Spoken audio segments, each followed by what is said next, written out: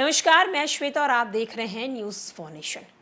आज हम चर्चा करने वाले हैं प्रधानमंत्री नरेंद्र मोदी के मेगा रोड शो को लेकर। पहली बार ऐसा होने वाला है कि प्रधानमंत्री नरेंद्र मोदी बिहार में रोड शो करने वाले हैं। कल यानी कि 12 मई को प्रधानमंत्री नरेंद्र मोदी राजधानी पटना में रोड शो करेंगे, लेकिन उस रोड शो से पहले हम कुछ सवाल जानने की कोशिश करेंगे। सबसे पहला सवाल तो ये है कि प्रधानमंत्री नरेंद्र मोदी को आखिरकार रोड शो करने की जरूरत क्यों पड़ी बिहार में। दूसरा सबसे बड़ा सवाल कि एक तरफ जहां एनडीए बिहार में ये दावा करती है कि इस बार 40 की 40 सीट हासिल करेगी, तो इस 40 की 40 सीट के लिए क्या ये रोड शो किया जा रहा है या फिर एनडीए को कहीं ना कहीं ये 40 सीट जो है वो हासिल होते हुए नजर नहीं आ रही, इस कारण ये रोड शो किया जा रहा है। तीसरा सबसे बड़ा सवाल कि क्या बिहार में पीएम मोदी जो विश्वास पैदा करते हैं, जो पीएम मोदी को लेकर उनके तमाम नेता बिहार की जनता के सामने ये विश्वास दिलाते हैं कि इस बार भी 400 पार होने वाला है, इस बार भी प्रधानमंत्री नरेंद्र मोदी ही आने वाले हैं, इस बार भी बिहार में एनडीए की सरकार बनने वाली है, तो क्या ये दावे सच में सच हैं या फिर सिर्फ ये दावे ही हैं, या इन दावों को सच करने के लिए ये मेगा रोड शो किया जा रहा है।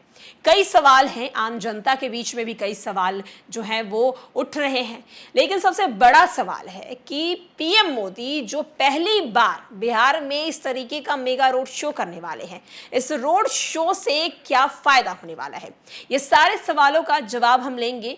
हमारे वरिष्ठ पत्रकार हमारे साथ हैं, प्रदर्शन सर। सबसे पहले तो सवाल ये उठता है कि मोदी जो है वो रोड शो आखिरकार कर क्यों रहे हैं। क्यों नहीं करेंगे? लोकसभा का चुनाव है तो करेंगे ना रोड जी। शो। बिल्कुल करना चाहिए रोड शो। कोई भी राजनेता जो है अपने दल के लिए पूरे दमखम दिखाने के लिए हमेशा से चुनावों में करते हैं, तो प्रधानमंत्री नरेंद्र मोदी का रोड शो करना यह जरूर एक बड़ा सवाल है कि आखिर रोड शो क्यों कर रहे हैं। तो श्वेता, एक चीज़ हमें देखना होगा कि जो बिहार में अभी तक जो चुनाव हुए हैं केवल 3 चरणों के चुनाव हुए हैं और केवल 14 लोकसभा की सीटों पर चुनाव हुए हैं। 26 सीटें अभी शेष हैं, यानी कि 13 मई से लेकर के और जो 1 जून तक चरण है, यानी कि बिहार में सीटों की संख्या बड़ी संख्या है जिस पर कि लोकसभा के चुनाव शेष है।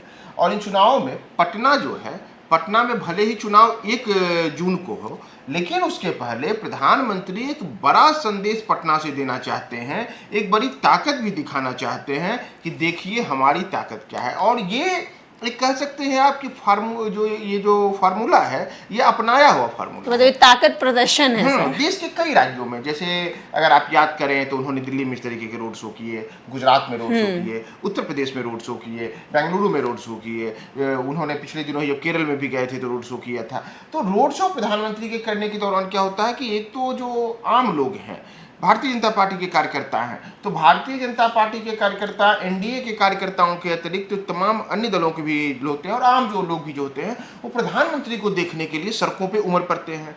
तो भले ही वो वोट ना दे, ध्यान रखने की बात है कि भीड़ वोट दे ये जरूरी नहीं है, वोट नहीं दे लेकिन भीड़ जरूर दे। और स्वाभाविक है कि पीएम मोदी का रोड शो होगा तो मेगा कवरेज होगा, मीडिया का पूरा कैमरा जो कहते हैं फोकस मोदी जी के ऊपर रहेगा। तो प्रधानमंत्री इसमें कुशल रणनीतिकार हैं, उनकी जो भी टीम है ना इन चीज़ों में माहिर कह सकते हैं हमें, और वो जानते हैं कि हिंदी पट्टी में प्रधानमंत्री नरेंद्र मोदी का जादू सर चढ़कर लोगों पर बोल रहा है।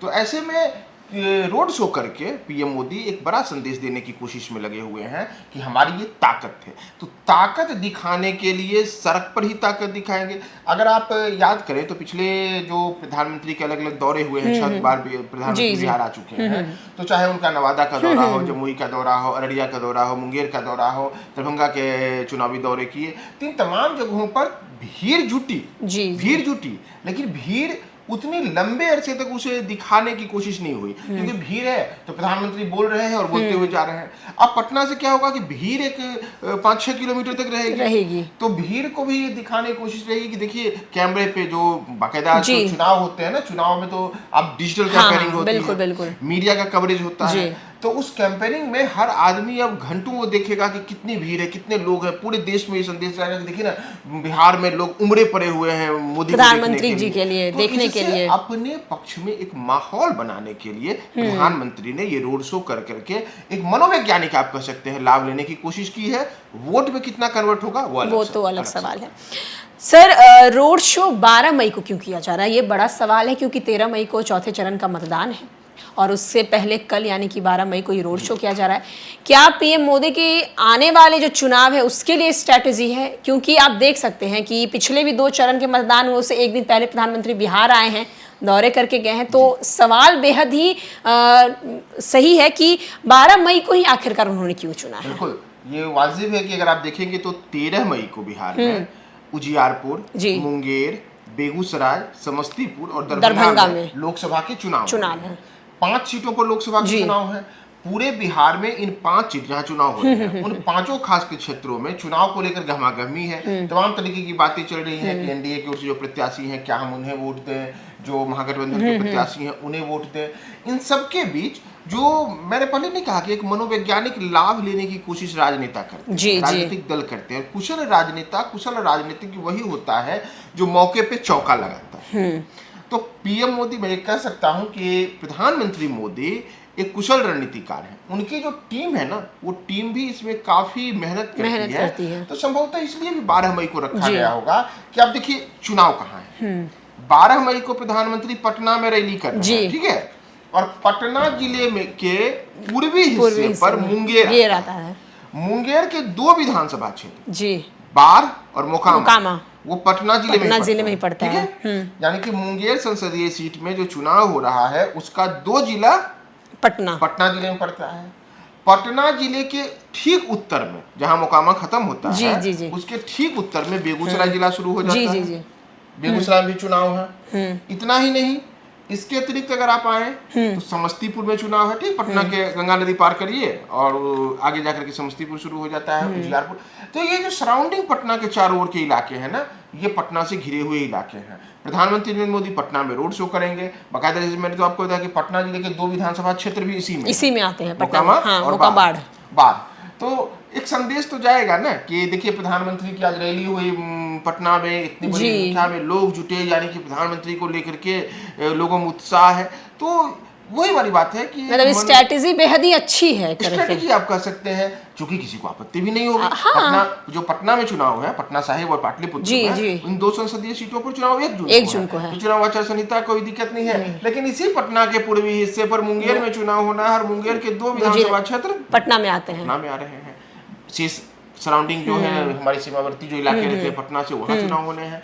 तो एक बाकायदा रणनीति की तरह ही मुझे लगता है कि 12 मई तारीख तय की गई है कि 12 मई को चुनाव के 1 दिन पहले यहाँ पे रोड शो होगा। तो इसका एक व्यापक संदेश उन क्षेत्रों में भी जा सकता है जहां अगले दिन 13 मई को चुनाव है।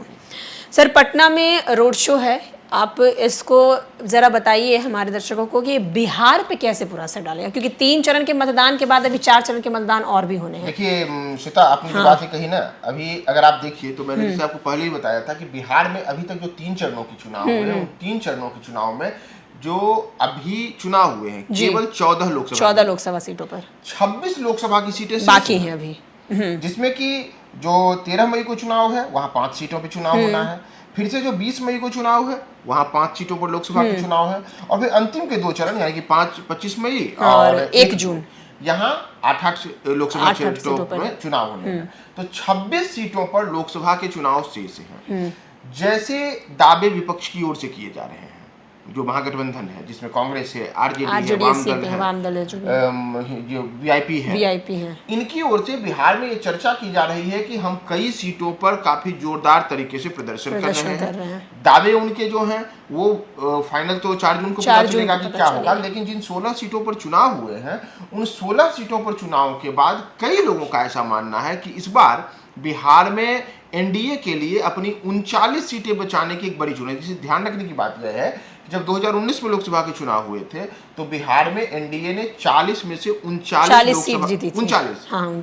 लोकसभा की सीटें जीती। केवल एक किशनगंज की सीट ही थी जो कांग्रेस के खाते में गई थी। तो ऐसे में इस बार भारतीय जनता पार्टी का नारा है अब की बार 400 पार, और उस 400 पार का 40 लोकसभा सीट बिहार में आते हैं। गणित से देखें तो 10% सीट 400 में 40, 10% बिहार में है।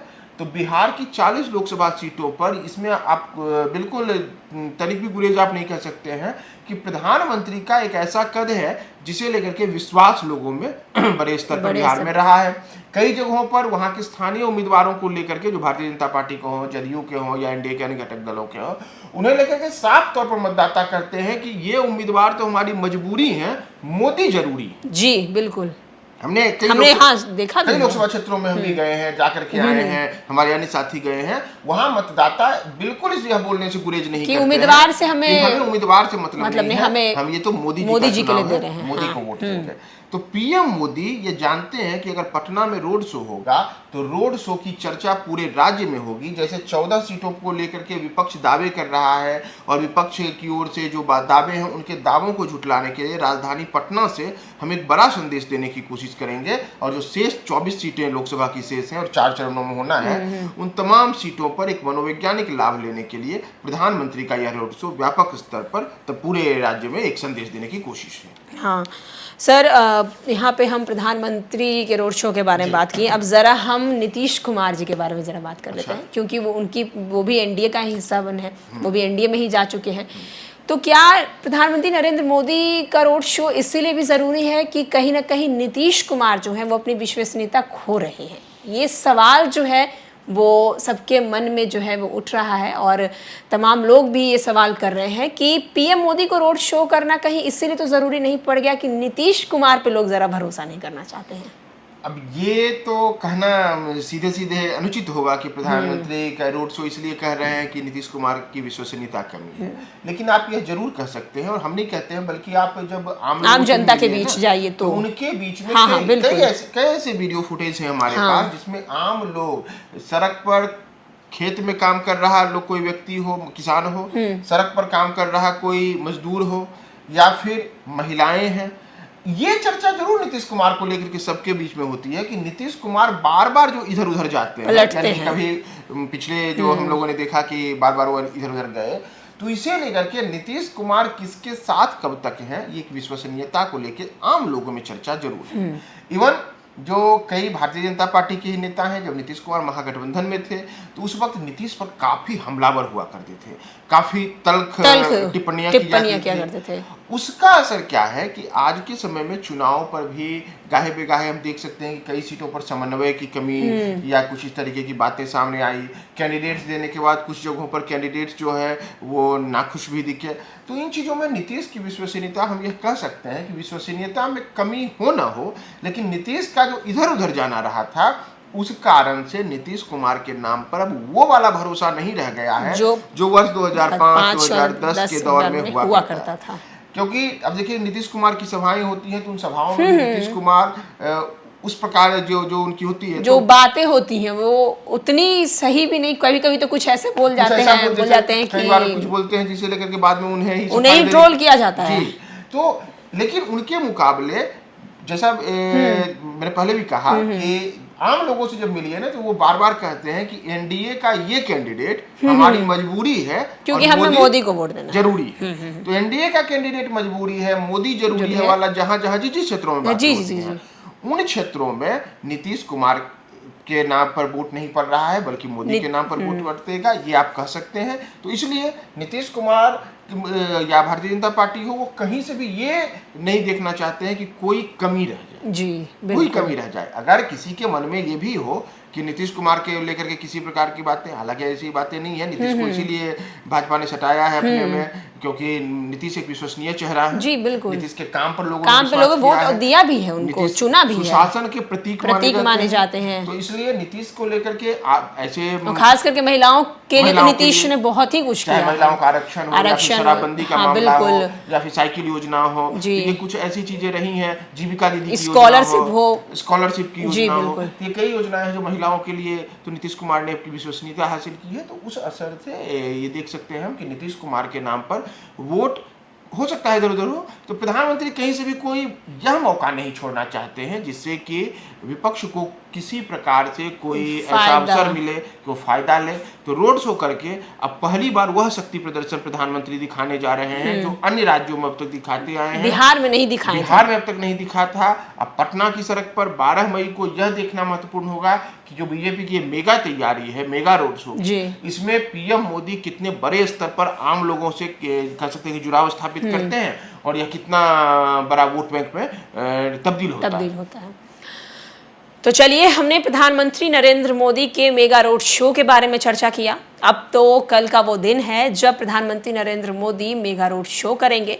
देखना होगा कि आम जनता उन्हें देखने के लिए, आम जनता उनकी एक झलक पाने के लिए कितनी ज्यादा उत्सुक नजर आती है और प्रधानमंत्री नरेंद्र मोदी बिहार की आम जनता से इस रोड शो के जरिए कितने जुड़ पाते हैं। इन सारे चीजों का नतीजा तो 4 जून को आएगा। फिलहाल के लिए आज के चर्चा में बस इतना ही। तमाम अपडेट्स के लिए देखते रहें आप न्यूज़4नेशन।